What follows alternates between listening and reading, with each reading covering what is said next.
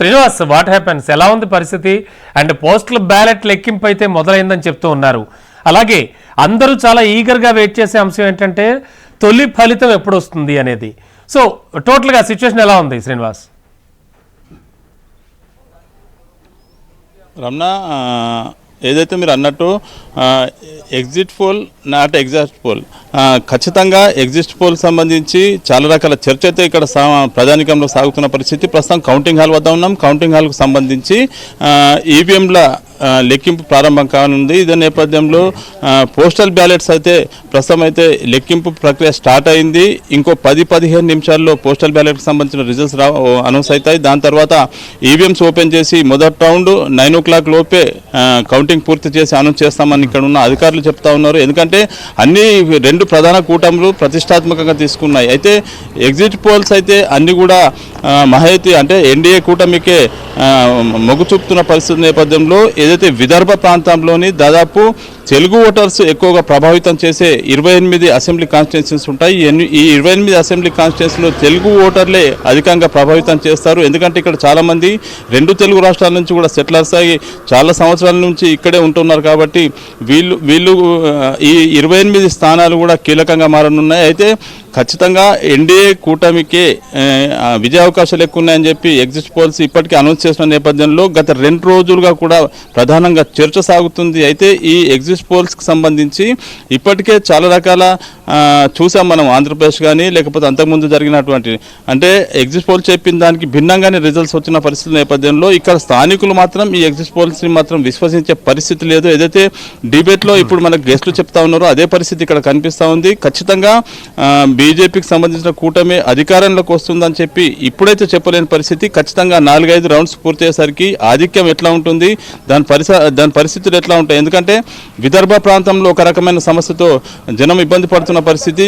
ఏ పార్టీని ఖచ్చితంగా అందలెక్కిస్తారని చెప్పలేని పరిస్థితి. అదేవిధంగా చూస్తే మరాఠవాడ ప్రాంతానికి సంబంధించి చాలా రకాల సమస్యలు ఉన్నాయి. ఇక్కడ హిందూయిజం అనేది ఒక కార్డుగానే చెప్పుకుంటున్న పరిస్థితి. ఎందుకంటే ఒక కూటమి చీలిపోయాక, ఒక కుటుంబంలో చీలిక వచ్చాక భిన్న స్వరాలు, భిన్నాభిప్రాయాలు వ్యక్తమవడం అనేది సహజంగా జరుగుతూ వస్తుంది. ప్రస్తుతమైతే ఏక్నాథ్ షిండే ప్రభుత్వం కొనసాగుతున్న నేపథ్యము, అదేవిధంగా పవార్ కుటుంబంలో వచ్చిన చీలిక నేపథ్యంలో ఖచ్చితంగా ఎన్నికలను 2 ప్రధాన కూటములు ప్రతిష్టాత్మకంగా తీసుకొని ఫైట్ చేశాయి. ఖచ్చితంగా ప్రతి పార్టీ నుంచి కూడా అభ్యర్థులు ఉన్నారు. గతంలో ఎన్నో లేని విధంగా అంటే 4134 మంది అభ్యర్థులు పోటీ పడ్డారు.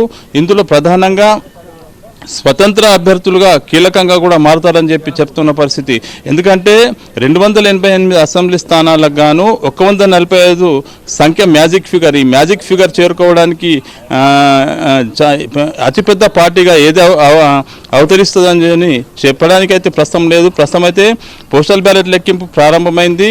దాని తర్వాత ఈవీఎంల లెక్కింపు, మొదటి రౌండ్ ఈవీఎంల లెక్కింపు జరిపి ఫలితాలను ప్రకటించే అవకాశం ఉంటుంది. రమణబాబు.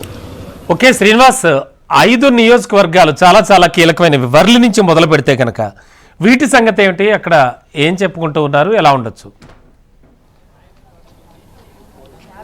అంటే ఈ పట్టణ ప్రాంతాలు ఏదైతే ఆర్థిక వ్యవస్థను శాసించేటువంటి ముంబై ప్రాంతంలో పోలింగ్ శాతం తక్కువగా నమోదవ్వడం, అదేవిధంగా గ్రామీణ ప్రాంతాల్లో ఏదైతే ప్రస్తుతం ఉండే గవర్నమెంట్తో ఎక్కువ రిలేటెడ్ ఉంటారో, ప్రభుత్వ పథకాలకు సంబంధించిన చర్చ జరుగుతుందో, ఖచ్చితంగా గ్రామీణ ప్రాంత ఓటర్ల తీర్పే ఖచ్చితంగా ప్రభావితం చూపిస్తాయి.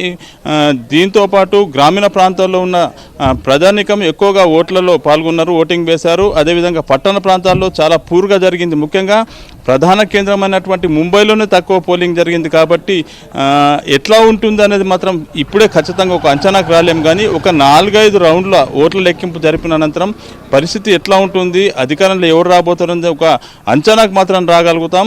288 అసెంబ్లీ స్థానాల్లో కేవలం ఏదైతే విదర్భ ప్రాంతంలోనే సుమారుగా 25 నుంచి 28 అసెంబ్లీ కాన్స్టిట్యున్సీ ఉమ్మడి ఆదిలాబాద్ జిల్లా, నిజామాబాద్ జిల్లాకు కనెక్టివిటీ ఉన్నది. కాబట్టి ఇక్కడ తెలుగు ఓటర్ల ప్రభావితం చూపుతాయి. 2 తెలుగు రాష్ట్రాలకు సంబంధించిన ముఖ్యమంత్రులతో పాటు మంత్రులంతా కూడా ఈ ప్రాంతాల్లో పర్యటించి తెలుగు ఓటర్లను కొంత వారి వైపు తిప్పుకునే ప్రయత్నం చేశారు. మరాఠా ఓటర్లను కూడా ఆకట్టుకునే ప్రయత్నం చేశారు. కాబట్టి ఖచ్చితంగా ఫలితాలు ఎట్లా ఉంటాయనేది మాత్రం కొంత సమయం పట్టే అవకాశం ఉంది. 1-2 రౌండ్ల కౌంటింగ్ తర్వాత మెజార్టీ ఎవరికి వస్తుంది, ఆధిక్యంలో ఎవరున్నారు, వెనుకంజలు ఎవరున్నారు అనేది తెలుస్తుంది. Ramana. Okay, thank you Srinivas.